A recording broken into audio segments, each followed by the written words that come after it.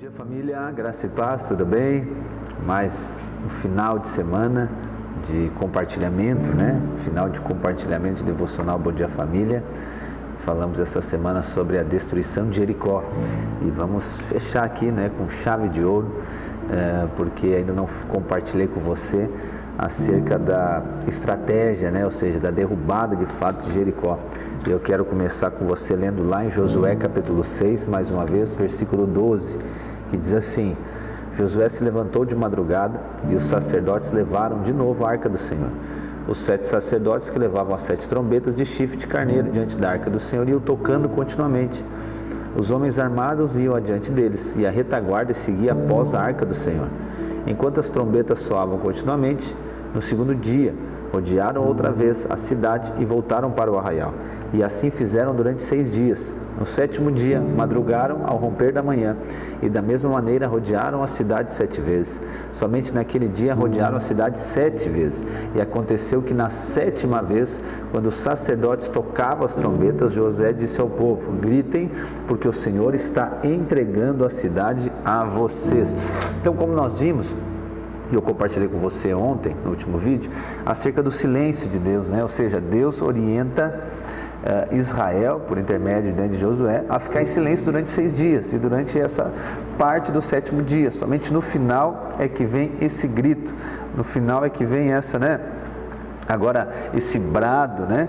E como eu falei para você que esse silêncio não está ligado a não falar com pessoas, né? Agora já aplicando na nossa vida. Mas esse silêncio está ligado à reclamação, à murmuração, a nós não falarmos coisas que não venham a edificar. Mas agora, então, existe essa estratégia, né, dos 7 sacerdotes. Por que 7 sacerdotes? Por que 7 trombetas? Né? Por que a Arca da Aliança junto? E eu creio que isso, né, também tem uma simbologia para mim e para você. Os sacerdotes, né, você sabe que eles apontam para mim e para você, na verdade, para todos os crentes. Existe uma ideia de algumas pessoas que acham que sacerdotes são pessoas super especiais, mas na verdade, na nova aliança não existe mais isso. A nova aliança, Deus nos fez reino e sacerdotes. Deus nos fez, né, como diz lá 1 Pedro capítulo 2:9, o Senhor nos fez geração eleita, nação santa, povo de propriedade exclusiva de Deus, e Ele nos fez sacerdócio real. Então todos nós somos os sacerdotes. Isso mostra que Deus vai usar todas as pessoas.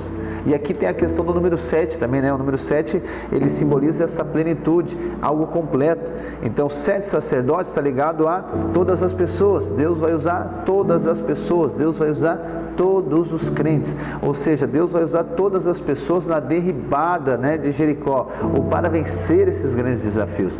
Depois o texto diz que eram 7 trombetas de chifre de carneiro, e essas trombetas, né, elas foram agora colocadas na história de Israel pelo próprio Deus por intermédio de Moisés, e existe até hoje, os judeus comemoram uma festa chamada Festa das Trombetas, ok? E essas trombetas, elas tocam em outros momentos também. Em outro momento que essas trombetas tocam é no ano do jubileu. Eu quero falar desses 2 aspectos, né?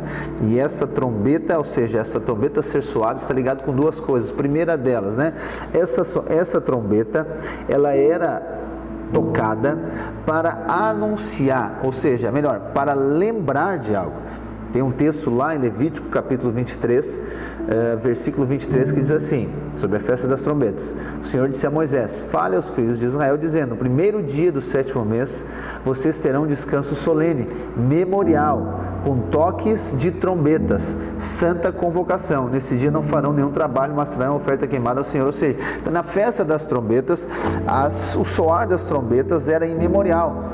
Eu acredito que esse memorial estava relacionado com a promessa feita a Abraão, ok? Então na festa das trombetas, essa trombeta era tocada, então lembrava, né, memória da promessa da terra prometida. Então esse é um aspecto do soar das trombetas. Então o povo fica em silêncio, mas as trombetas soam continuamente, como nós vimos, e esse soar das trombetas está declarando: nós viemos então, né, recuperar, nós viemos agora nos apropriar da promessa que foi dado a nós por intermédio de Abraão. Essa é uma perspectiva da trombeta. A outra perspectiva, que ela é profética, ainda escatológica dentro dessa, está ligada com a segunda vinda de Jesus também, né? as trombetas, e você já leu o livro de Apocalipse e fala sobre as trombetas também. As trombetas estão ligadas agora ao próprio Cristo, é um anúncio que Cristo virá. Para quê? Para redimir, ou ainda melhor, para se apropriar da terra, ok? Mas tem outro aspecto também do tocar dessas trombetas, que está ligado com o ano do jubileu, como eu falei. Então, no ano do jubileu, essas trombetas eram tocadas. E acontecia inúmeras coisas no ano do jubileu. E uma delas é que as propriedades, que foram vendidas, negociadas, elas retornavam ao seu dono de origem, depois de 50 anos. Ok? Então, quando eles estão tocando a trombeta assim, eles estão também dizendo, essa terra vai voltar para nós. Porque Deus já tinha dito a Abraão que a terra era de Abraão, era então de Israel. Então esse toque de trombeta, ele está ligado, a essa perspectiva de apropriação da terra, dessa terra vir de volta, vou chamar de redenção, de redimir essa terra, não que a terra seja perfeita, mas que agora ela volte agora para quem de fato é a sua posse, de quem de fato é a sua herança. Então aquele que recebeu a herança, mesmo que ele negociou, mesmo que ele perdeu essa terra, no ano do jubileu ela voltava para ele. E antes de acontecer esse retorno, acontecia o toque das trombetas. Então por isso que é a trombeta. E aí o texto diz também que essas trombetas, ela era de chifre de carneiro. E por que ela era de chifre de carneiro? É porque quando Abraão ele vai sacrificar Isaac, você lembra da história? No momento, na hora que ele vai sacrificar, a voz do céu diz, não faz isso, Abraão. E quando Abraão olha para o lado, tem um carneiro ali. Então o chifre da trombeta é de carneiro, chifre de carneiro, para lembrar daquilo, da provisão que Deus traz, ao invés de Isaac ser sacrificado. Mas eu e você sabemos que aquele carneiro, aquele animal, ele apontava para o próprio Cristo, Isaac aponta para o filho da promessa, também aponta para Cristo, num certo sentido, mas o carneiro aponta para o Cordeiro de Deus, que é o próprio Cristo. Então, na verdade, esse chifre é de carneiro porque está apontando para Cristo, está apontando para a graça de Deus, está apontando para a obra consumada. Então a obra consumada do Calvário, ela anunciada, é onde o propósito de Deus vem a se cumprir. Ou seja, quando a obra do Cordeiro é anunciada, quando a mensagem da graça é anunciada, algo sobrenatural acontece. E aí entra o outro elemento que nós vimos nessa estratégia, que é a Arca da Aliança. Você sabe que a Arca da Aliança, ela simboliza a presença de Deus, ok? Então vamos lá, o sacerdote, ele está aqui tocando essa trombeta continuamente.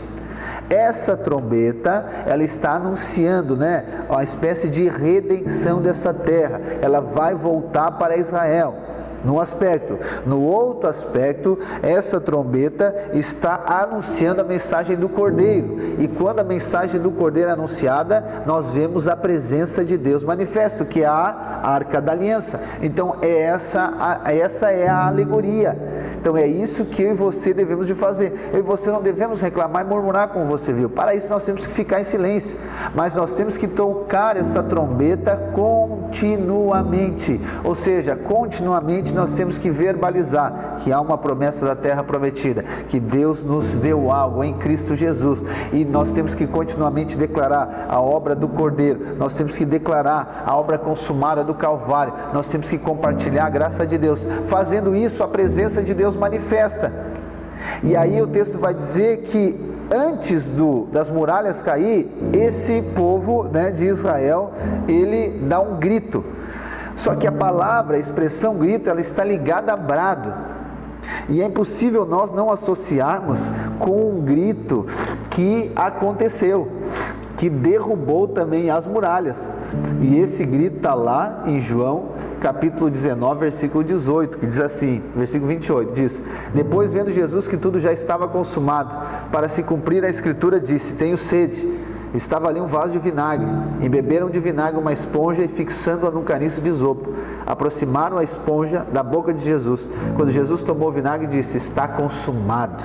inclinando a cabeça, entregou o Espírito. Então eu creio que esse grito é o grito de está consumado. Quando eu e você declaramos, verbalizamos, ou seja, tocamos a trombeta aqui no sentido de que a obra da cruz, nós declaramos a obra do Cordeiro de Deus, nós declaramos a promessa de Deus, isso vai gerando fé no nosso coração, até que uma convicção, uma convicção dentro de nós, ou seja, e um grito de está consumado vai fluir através de nossas vidas, e aí então as muralhas de Jericó irão cair, os grandes desafios serão desfeitos diante de você. Por quê? Porque está consumado, está pronto, tetelestai. E tudo isso, gente, está ligado com o louvor. Nós não vamos murmurar e não vamos reclamar, nós vamos louvar. Quando que nós louvamos? É quando nós declaramos, é quando nós verbalizamos as boas novas, é quando nós verbalizamos a obra consumada do Calvário. É isso que louvor não é uma música, louvor não é nós cantarmos algo, não, louvor é nós falarmos, louvor é nós declararmos as boas novas. Louvor está ligado com transmitir graça, com declarar a obra de Cristo. Louvor a Deus porque Ele enviou o nosso Filho. O ambiente de morte é gerado pela reclamação, mas o ambiente de vida é gerado por causa de um louvor, alguém que louva, alguém que declara. O que nós vamos ver? Nós vamos ver a presença de Deus manifestando. E esse é agora então o poder do louvor. O poder do louvor é para destruir as muralhas. Eu sei que diante desses grandes desafios que apontam Jericó, nós queremos fazer um tanto de coisa, mas na verdade a estratégia é nós louvarmos. O louvor tem poder para destruir, para esses desafios caírem diante de você, para que a glória de Deus manifeste, para que Cristo seja exaltado e eu e você venhamos a nos apropriar da terra prometida. Amém? Então não vamos reclamar, mas nós vamos louvar a Deus. O louvor a Deus é Ele que move. O louvor a Deus move o sobrenatural e a presença de Deus manifesta. Amém? Deus abençoe a sua vida e até o próximo vídeo.